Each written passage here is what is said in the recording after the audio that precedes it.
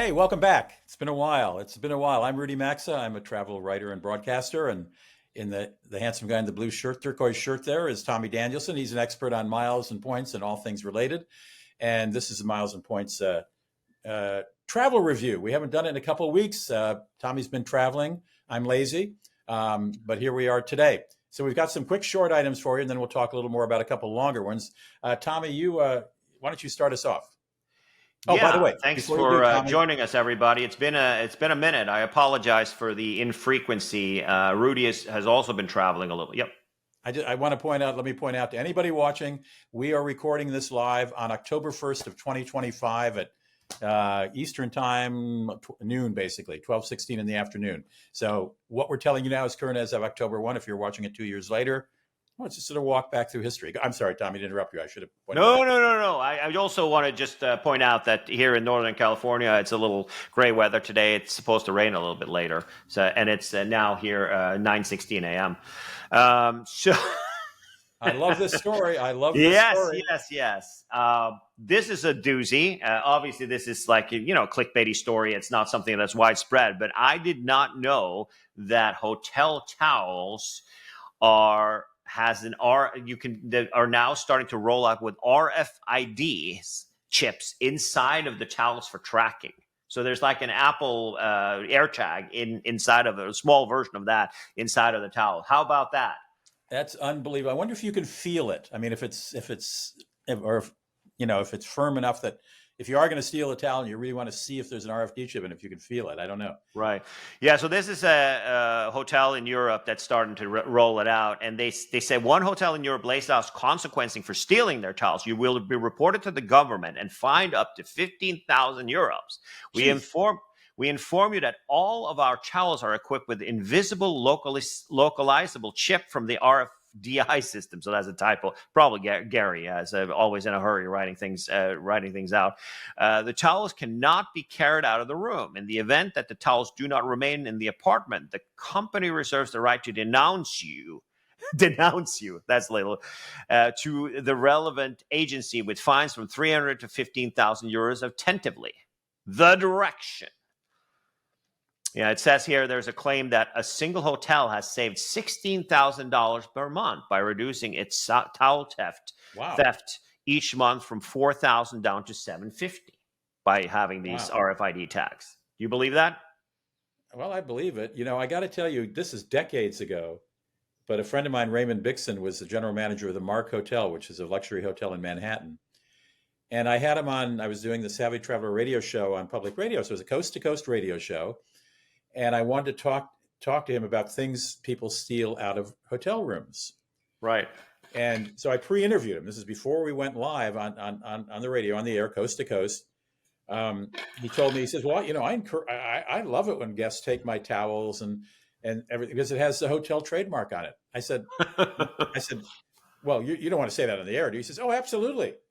And so we did this Coast to Coast radio show in which the general manager of the Mark said, come on, stay at my place, take the towels, the washcloths, whatever. It's got our logo on it. It'll advertise our hotel at your house. Couldn't believe he said it. I don't believe anybody say it anymore, though. No, I think that it was more common back in the days, though, to have logos on hotel towels and stuff like that. True. That's really not that common anymore. That's true. But That's true. In all honesty, if it was, I can't even imagine myself stealing a towel. I mean, if something has a logo on it, you look like every time I see somebody post on Flyer Talk or any other travel hacker websites, that they've stolen a blanket from business class with the logo on it and stuff. I just don't get it. But anyways, at the end of the day, I feel like, I'm going to say that there's no RFID chip in this towel. I think it's just a thing on it. It says that it's invisible, or what does it says? Invisible localized chip from the RFID system, which to me, it looks like it's just a tag, right? Yeah. Meaning that there's no way that there's anything in there. It's just a deterrent, right? But, I love the creativity. Then you were speaking of... I have a bath mat. I mean, not a bath mat, just a small bath towel from the Hotel Marion in Dublin. Do you hate me for that? Well, you know the general manager, so very well. So he's your buddy. So I assume you got it from him? No, I just took it, but there was no RF. Rudy, I know. my mom, it was like a moment of like my mom staring at me when I told her I wanted to be a ventriloquist when I grew up.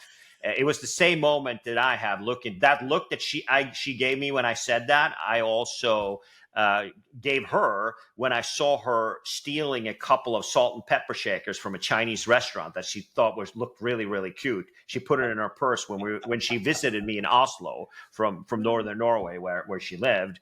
And that was that's the look you're going to get from me now. Like, really? Well, I All got to right, tell you, another. it's brand reinforcement. I haven't stayed there in years, but I think about it every day when I take a shower at home. So it's really. Well, you If also got to someone call your says, buddy. He was a nice guy. I remember when we were doing some tours, we were thinking when about doing somebody tours. says, "Where should I stay in Dublin?" What comes up to immediately? The Hotel Marriott. I have to think, what was Yeah, that? but you should have just asked him. You know him, man. Okay. All right. Anyway, so moving on to outrageous hotel charge parking fees. Parking fees. What is this? Well, there are hotels that will charge parking fees even if you don't have a car to park at the hotel. There was a story here in travellersunited.org about somebody who checked in a hotel in Chicago, and she found a $25 thing on her bill for parking. And she said, "Well, I didn't park. I don't have a car. I didn't drive here." And that's okay. We provided a garage just because you didn't use it, which harkens back to the resort fee argument. You know, you don't use the health club, you don't use the swimming pool, you don't use anything except go to bed at a hotel, and they charge you a $25 or more resort fee. You can sometimes argue away. So look, I didn't come here for the hotel, or I didn't use any of that stuff. It's not a resort, That is especially when it's in the outrageous. city, and then they call it a city fee. But the average parking price overnight in New York City right now is about $100, which you can actually stay in hotels along the way for that. Right. But, Yeah, I think that when it comes to cities like that, it's everything is overpriced in the U.S. right now. I just came back from Europe, and the price differences of everything from groceries to bakeries to pretty much everything except for gas. It is so much more expensive for things and services right now. So I stayed at that hotel I told about in Paris, which had a honor bar. Their hotel only had 15 rooms, right? So they had it's a small in a public luxury place, right in the lobby or just off the lobby, right? They had off in the lobby. They had it looked like somebody's living room, like really nice, expensive furniture, and a little honor bar. They charged €18, and you could mix whatever drink you wanted. A nice glass of scotch. You poured it yourself, and you signed for your stuff when you left. So and the scotch was not bottom shelf. They had some artisanal stuff. So things are just expensive. $100 is a little bit nuts, though. All right, so let's talk a little bit about hotel or not. Pardon? Do you want me to mention that hotel you stayed in? Yeah, go ahead, because I don't remember exactly what it was called. It's a long name, and you texted it to me yesterday. So I have it in front of me. The Hotel Marquis Faubourg Saint-Honoré. I don't know how you pronounce. I don't speak French. I can never pronounce that street. I thought it was Honoria Street on the right bank, but it's at 8 Rue d'Anjou. Anyway, the Hotel Marquis Faubourg Saint-Honoré. Yeah, I had a tremendous stay, and it's the best use of a. You raved about that hotel, so if you're going to Paris, and it's pretty rare that I do. It was a flawless stay. I thoroughly enjoyed it, and I'm going back again in November this year. So, yes, we have a little bit of a gig here going on with Royal Caribbean. It seems like they are having much about norovirus these days, do you? No, you can call RFK and see if he has any info on it. Maybe you he's probably going to tell you to take a couple of Tylenol and call him in the morning, right? I don't know. This is aboard a Royal Caribbean, and I don't know. They say 91 people have it. I recall when norovirus was all the rage. It was like bed bugs 20 years ago. Everybody talking about bed bugs. Everybody's talking about norovirus, and some people said that it suggested some sort of minor case of mass hysteria happens on cruise ships. If 20 people get norovirus and the word spreads, suddenly people start feeling upset to their stomach and so on. I don't know if that's true or not, but anyway, cruise ships have to pay attention to it, and it does affect cruises, and it's not going to kill you probably, but at all. But it's a problem. There's a lot of wash your hands stuff in cruise ships these days, and it's always good advice. Right. So I noticed also we were on a cruise this summer, and this was the new Sun Princess that just launched about a little bit more than a year ago. So the ship was fairly new. They don't even serve you let you take your own food off of the buffet anymore. It is now. Good. Yeah, they have guys serving it to you. I think it's a little bit of a cost cut in addition to that, Right. but because they weren't really that well staffed. So when you have 4,000 people standing in line for a buffet, then you've got to have enough people to hand out the food. But I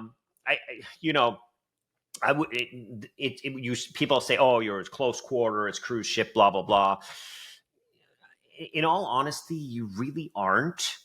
It's when you are out there, when you're on an airplane. I mean, I got a little bit of a cold. Airplane, you're in close quarters. Yeah, you're in close quarter on an airplane. You're in close quarter at a subway station. You're in close quarter at your hotel. You're in close quarter at the mall, at the museum. Everywhere you're in close quarters. That's part of life and everything like that. I wouldn't kind of. It always makes the news because obviously these guys are.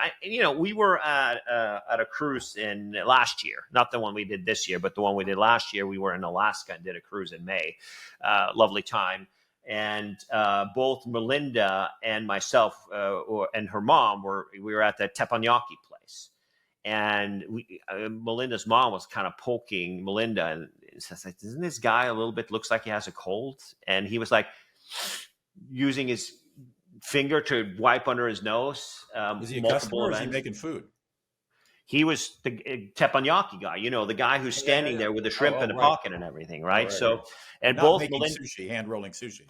No. He was doing the shrimp in the pocket, so he had the food right in front of it, doing the thing on the grill at the teppanyaki. And both Melinda and myself got the COVID from it.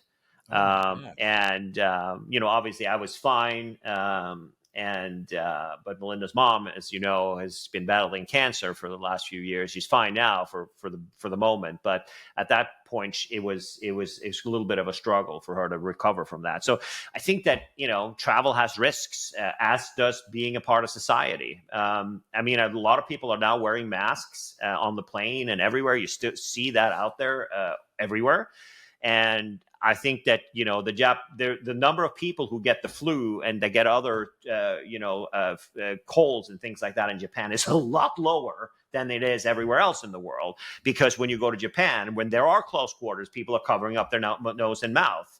And personally, it's too much for me to kind of grasp all that stuff. But that at the end of the day, I wouldn't kind of hold it against cruise companies that they're more risk there than anywhere else. I agree. Well, long before COVID came along, and Americans got many of us got accustomed to wearing masks. I mean, Japanese people for decades, if you'd walk down the street and they'd have masks on. And when I first visited, I thought, what is this? Is it the air? And my Japanese friend who lived in Tokyo said, no, they have a cold. And they have a cold, and they want to make sure that people stay productive. And looking at how you can't compare to the U.S. because we don't have a civilized social system here, right? We have a banana republic social system. But for Europeans that keep track, and Japanese people who keep track of how the absence from work and things like that in a professional settings where you have sick days and things like that, the Japanese, they are in a league of their own because they respect other people around them. And I think that there's a lot of people that can, if I had a cold and I had to travel, I'm sure I have a mask somewhere here from the ones that we got from the COVID. Personally, I would stay home if I wouldn't, because, it's pretty disrespectful to kind of sit there and cough for 11 hours when somebody's very close to you. Yeah. 6 inches away, 8 inches away. Yeah. All right. Looking at, this is exciting news. It seems like Boeing has learned a little bit from their mistakes and been very, very quiet about their bread and butter being replaced to 737. So the Wall Street Journal leaked an exclusive story yesterday on September 30th. Today is October 1st, about the replacement. They've been super quiet about it. And, for the background, the reason why, so what's happened is that the Boeing 737 is the original fuselage. Workhorse, we say. Yeah, the original 737 is from the 60s, right? From the late 60s. That's when they first came out. Now, there's nothing with the current 737 that is kind of the same part as it was back in the 60s. But the way that the reason why it's important to replace, and the competitor is the Airbus A320, which came out in the late 80s and started commercially to fly in the early 90s. And the reason why the 737 is kind of needs to be refreshed, there are a couple of things. And Boeing chose not to do these things because the way that you get more efficiency, which is the airline, what the airlines look for. Airline doesn't want us to be more comfortable on an airplane. They want to make more money. So they want to have the fuel costs go down. And with that in mind, you have the 737 fuselage is the same width as it is, meaning that it's pretty tight there for a 3-seater on each side. The Boeing, the Airbus A320 is a little bit wider. It's just a few inches, but it makes a world of difference, making the seats that you can put in an Airbus 320 series much more comfortable than it is on the 737. The second thing is that the landing gear and the stance of the plane is pretty low down compared to the Airbus 320. That's like higher up on legs, like kind of like the 757, which has the same. So 757, for those who don't know, it's a more longer range version, a longer stretch. And the fun fact is, Rudy, that the 757 has the exact width of the diameter of the fuselage is exactly the same on the 757 as it is on the 737. It's just that it's longer, right? And it's higher up also from the ground, and it had longer range. So when you, the way you solve things, engines you put on, efficient engines are bigger because they need more surface to pull in air to be more efficient. So the engines that are hanging on the 737 now, it used to be this one that looks like a cigar, right? On the 100 and the 200, and the 300 it became a little bit larger, and the next generation ones that came a little bit larger. And when the Max came out, these engines are massive. So the clearance between the ground is very, very little. So, and the balance of the wing, also the weight of that engine is pretty heavy, so the balance is off. That's why the 737 Max has that system, which is a computer that balances the plane so the pilot doesn't have to. And of course, that's what the first accident that happened with that was, lack of training. And when that happened, the second accident was pilot error from the Ethiopian pilots. It wasn't the fault of Boeing that plane went down. It was the fault of Boeing that they created a system that was that's not idiot proof, but meaning that it has to be resolved in a sense that it has to be modernized. And since the vast majority of revenue from all of these airlines come from these types of planes, because they send 10,000s of them instead of selling, a few hundred long haul planes, maybe a little bit over 1,000 for the most very successful 777. So this is a new one. This is a new 737. So it'll obviously be higher up. They are looking to get a new style wing also on it. So what it looks, the analysis here, first what we're talking about here is to use something that's called a TTBW. And the TTBW is a new style, a transonic truss brace wing is what it's called. And it's like it folds up or something. That's exactly the gauge. So the 777X has the fold. I don't think you need a fold on this. I don't think it'll be that long because obviously the 777X can have up to almost 500 people on board, right? Well, that's about 35 feet of folding wing. Yeah, I don't think so. Here, this is the 777X, right? So I don't know if they're going to have that on this particular airplane, but I highly doubt it. Because when does it unfold? When you're in flight? It unfolds only on the ground. So it folds up when you're on the ground, so you can taxi into the gates, so you can fit on taxiways and things like that. When you get ready for takeoff, when you're on the edge of the runway, when you enter the runway, it folds down and then you take off. Is it for more? So it's not for more lift then?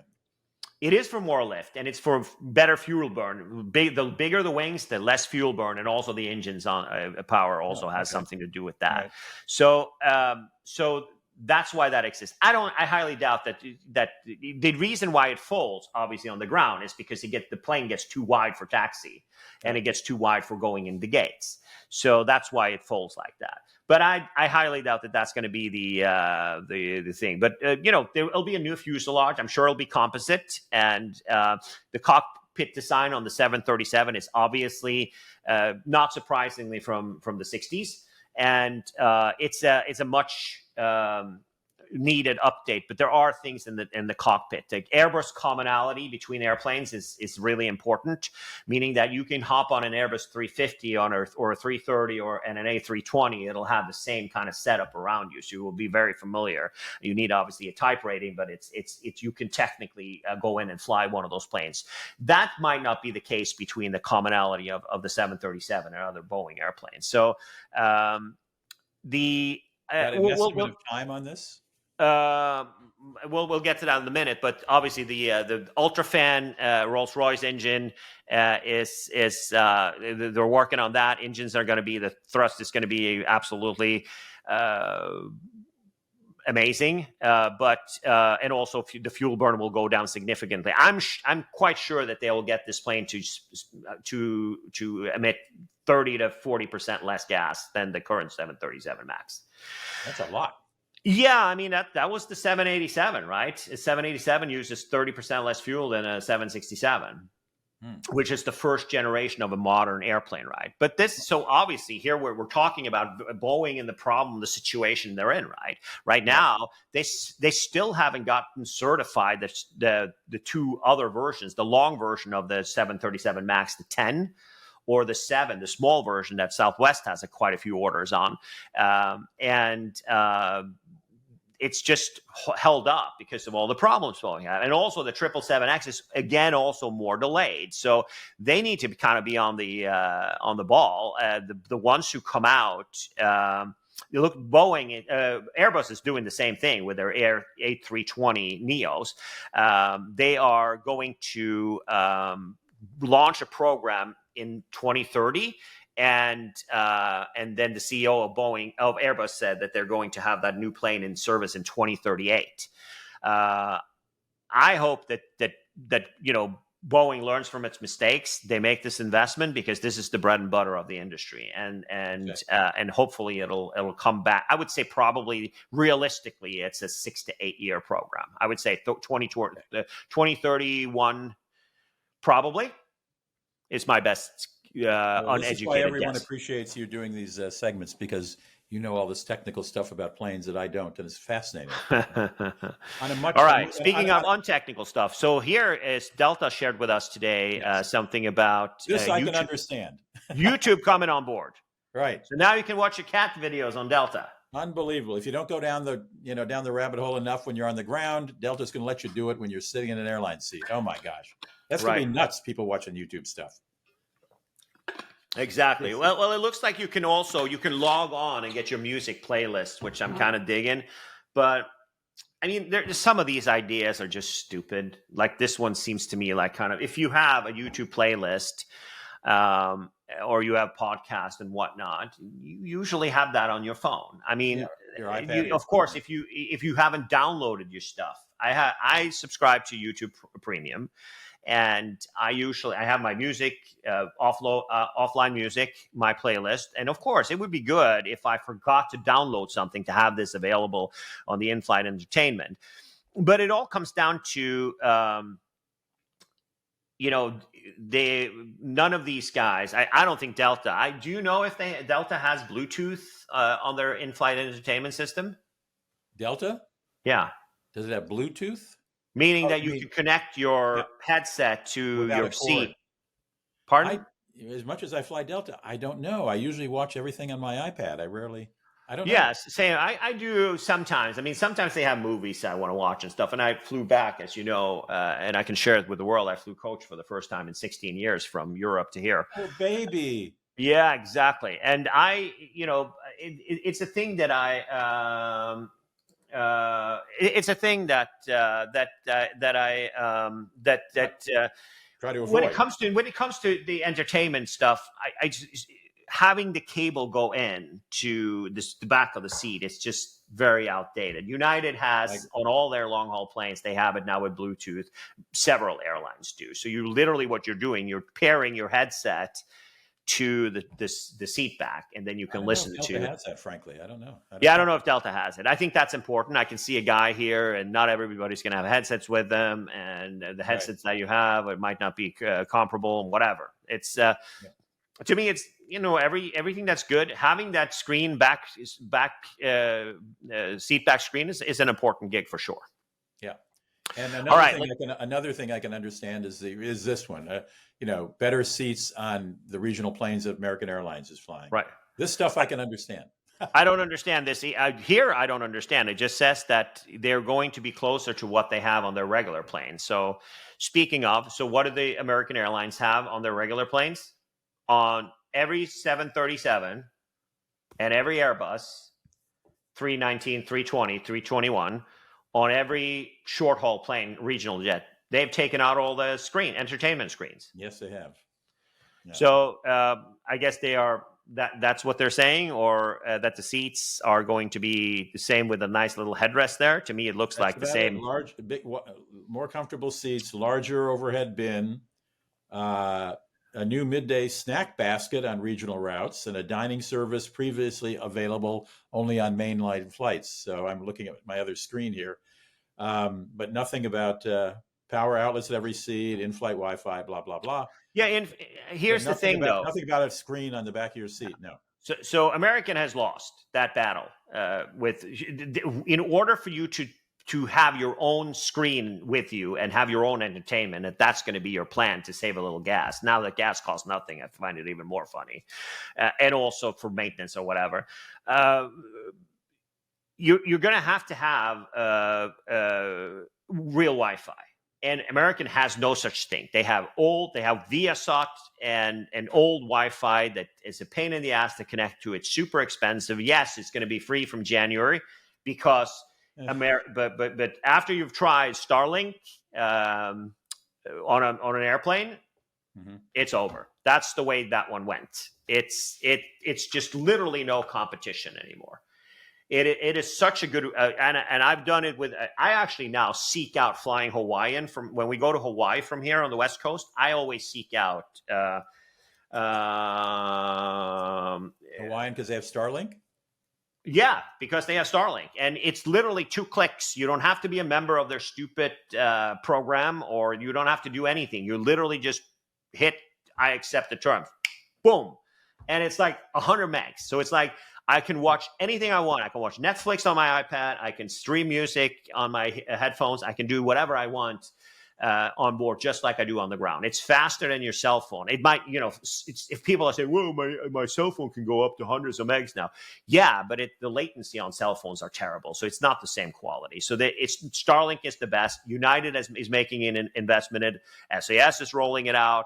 And I think who else is rolling it out? There are plenty of airlines who are doing it right now, and it's a game changer. It's completely free, and it's easy to connect, and it works like it does on the ground. That's the winner. And American Airlines have not shared. They're going to do Viasat. They probably have a longer contract with them.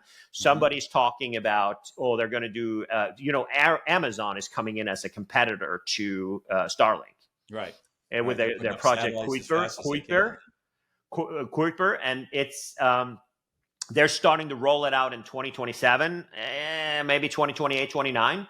And JetBlue will be the first who is going to be doing it, right? We don't know how good it's going to be. We know that they're copying Starlink's business model. But at the end of the day, I would say that's more important than telling me that you have Wi-Fi on an airplane, which others have had for ages. And United has, on their regional planes, have Starlink. Okay. All right. New airplanes. The windowless plane, who is going to be the private jet of the future. What is this about? Well, I don't know because I'm not in the private jet business, but you're the one who sent this to me. I didn't. I know I sent it to you, but I didn't read it before I sent it to you today. It looks like NetFlexJet are buying 300 of these airplanes. Wow. Oh, okay. I'm trying to find it here. I know I sent it to you. I'm sorry. How about we talk about it next week and we hop to the next one? Talk about it next week. Oh, we should just say something for today. October 1. If you're watching now, as I said at the beginning, we're broadcasting you live October 1st of 2025. And if you happen to be in Greece, and our friend the Irelands are in Greece right now, Tommy. Oh, cool. Good for them. They're stuck. It's a nationwide strike today. Cool. Ferries are not running. So if you're on an island, we're hoping to come home Shocking. today on a ferry. Good luck to you. Buses aren't running. Air controllers have gone off the job. I don't know if any flyers are still, if any airports are operating. I do get a kick out of this is a workers' protest. One thing is they really are protesting this 35-hour work week. That's just entirely too long. This 5-day 30 work hours? week. 35 hours. That's what they want, or that's what they have? They're being asked to work that long, I think. Let me see. What? You've got the screen. It's on your screen. Take it. Go down to where the demands are. Let's see. Let's see what to expect. Blah blah blah. What they want. Yeah, go up to what they want. Here they. Why are they? This is all Greek to me. They're advocating for. Oh, they're advocating for a 35-hour 5-day work week for all. They're. And the number one thing is reinstating, and I don't understand this, reinstating the 13th and 14th monthly salaries for public sector workers. I have no idea what that means. Yeah. It's only 12 months in a year. But I remember, I don't really go to Greece that often, but we went there on a cruise a few years back, and there was a garbage strike, and they hadn't picked up trash in like 3 months. Ouch. So there was big piles of trash along the highway, and Melinda we rented a car in Catacolan and driving to Olympia to see like the Olympic Theater and all that stuff, and you saw all the huge mountains of garbage on the side of the road, and Melinda was like, "Wow, this used to be the most advanced civilization in the entire world. What went wrong?" It's happened in New York. I understand. Yeah. Well, anyway, it's just today, October 1st. I mean, I know they're going to do another one, but if you do have Greece coming up in your travel plans, just check and see. Just type in, are there any strikes in Greece? And right, it'll come up. All right, you want to talk about? Yeah, it's just a general strike for 24 hours. I think we're going to be okay. Yeah. You're going to talk about the even more expensive platinum card I carry? Oh, God. Yeah, we've got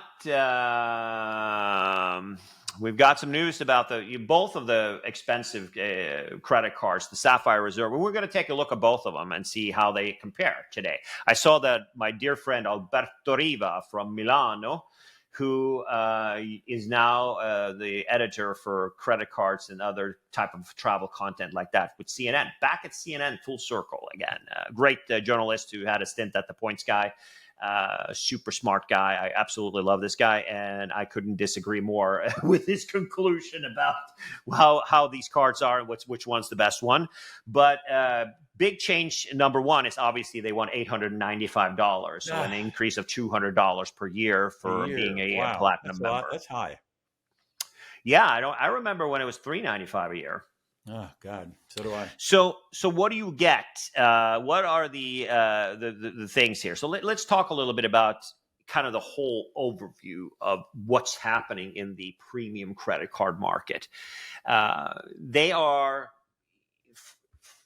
banking on a lot of people not wanting to do a lot of work and still paying the annual fee. So I would say that there's a lot of confusions and there's a lot of coupons that you have to do some shopping to get some free stuff. Right. Meaning that if you have, like you and me and very many other people, a big wallet filled with lots of credit cards, there's a lot to keep track of. Yes. And that's kind of the biggest problem I have with it is that there are a lot of overlapping benefits, but let's talk about earning first. How many points? I also forget which ones. Exactly. Anyway, and first of all, the American Express Platinum card isn't really a card where you should put a lot of money on it, because the only thing that gives you good earning is the 5x you get with flights, and you are now. They have added flights and hotels, so that's obviously a decent add-on for that, right? Because it says booked directly through airlines with American Express or through American Express Travel. Actually, it says here that it says that flights and hotel. It says airlines, so maybe it's not. You have to book it through There's booked directly with airlines or through American Express. Yeah, so I think that it says 5x on flights, right? That's what it says, and 5x on prepaid hotel. There you go, there you go. So it's still what it is. I only use this card to purchase plane tickets. That's the only thing it's good for. The rest of it's just 1x. So it's a waste. You're literally leaving for and this is also something that they're banking on, right? They're banking on us, kind of. Using it for everything else, and only getting one. Exactly. Yeah. And the thing here is with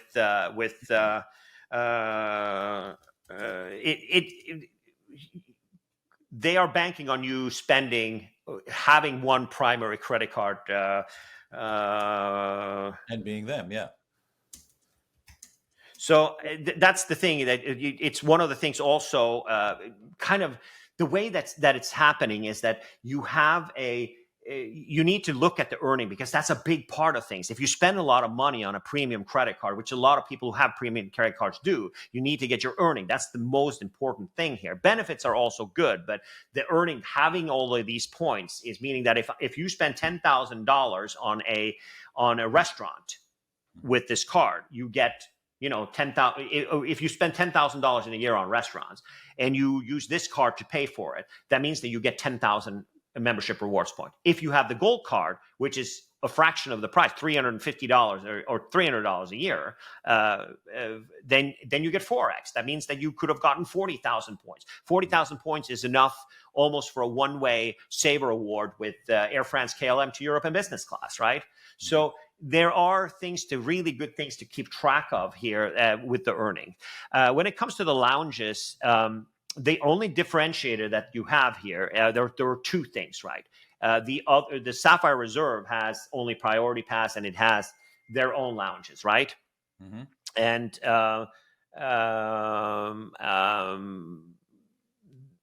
they have the Sapphire lounges are not many, right? Not as Centurion lounges that are there. So you get the Centurion lounges, but you don't get a guest. You got to pay. If I bring Melinda, I got to pay $50 to bring her into the lounge, which kind of is a tough pill to, unless you spend $75K, right? And looking at you also have the 10 visits to the Delta Sky Club in a year. Also, you get with the American Express Platinum. Yeah, so that's also a little. Yeah. Is that how you get into the Delta Lounge? Well, I also have the Delta card too, so I do have two ways to get in the lounge. Right. Yeah.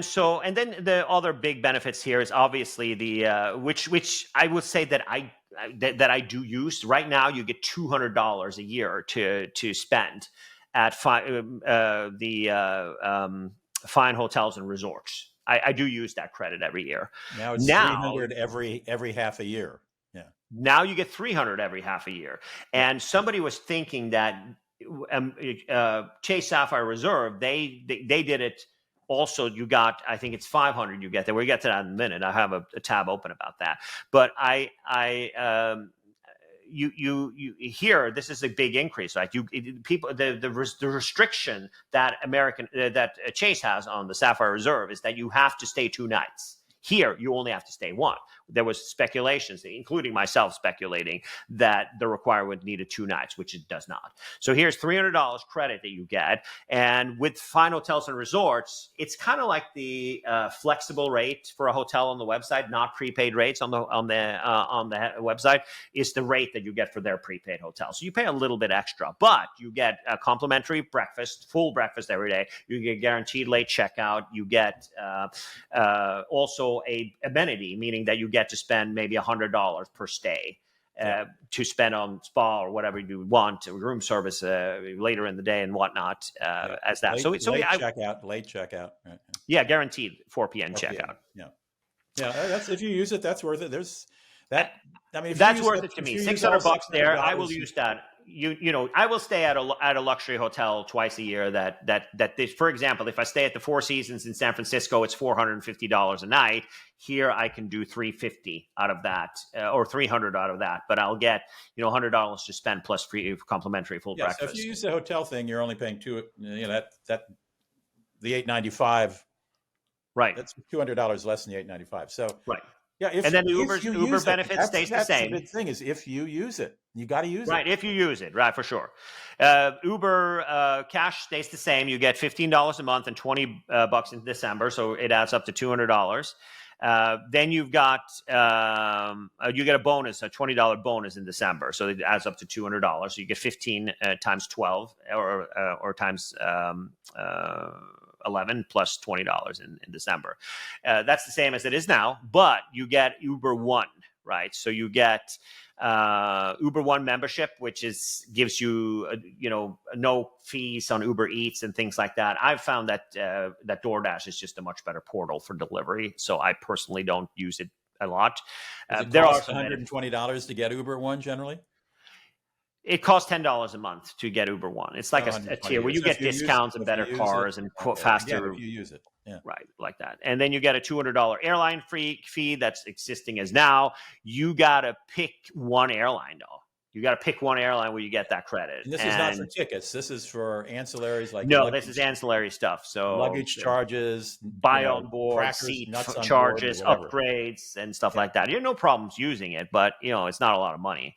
Yeah. Clear also, you get Clear up to $209 now. That's gone up, so you can get that too. For me, where I live, I honestly don't see the need. I've used Clear maybe 2-3 times a year.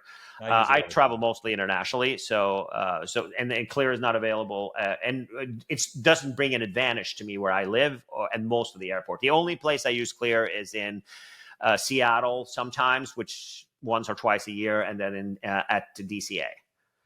Okay. Then you've got the Resi credit. Do you have any Resi restaurants in your town? We do. In fact, I'm using one tonight. And I did it because I thought, when I saw this, because I do have this card and it's now in effect. Do you have the business or the personal? Yeah, so I have the business. Does it have it on the business? I don't know. That's a very good question. You're right. Look at that before you head in. I didn't do an analysis on the business. I just went through this thing. You've also got the digital entertainment credit, which is you get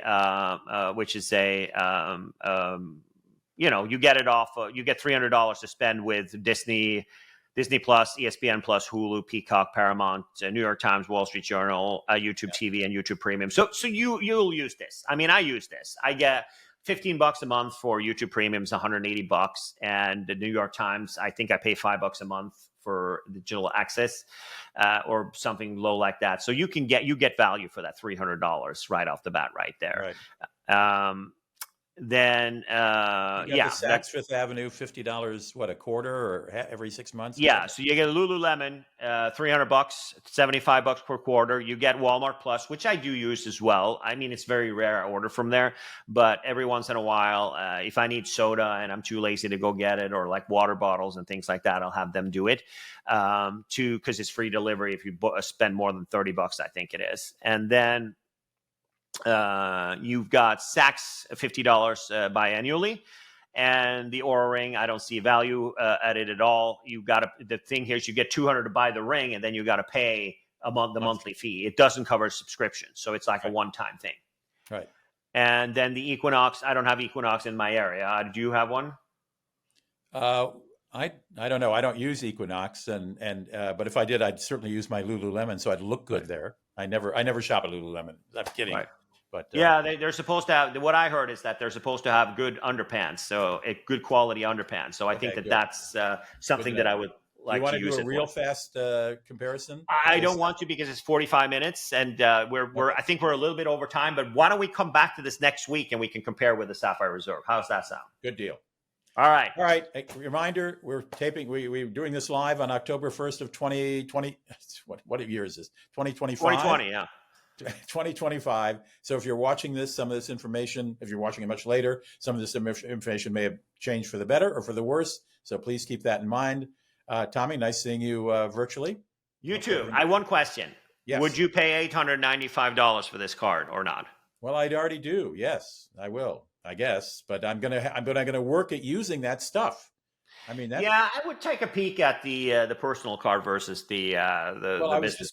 Believe me, after we get off the air here, I am going to go look at what my benefits are in the business and maybe change to the personal, because I think I know some of those are not on the business card. Let's do it. Let's do an analysis on credit cards, a little bit shorter than 45 minutes. Thank you all for joining. All right. Thank you. Take care. Yeah. Bye-bye.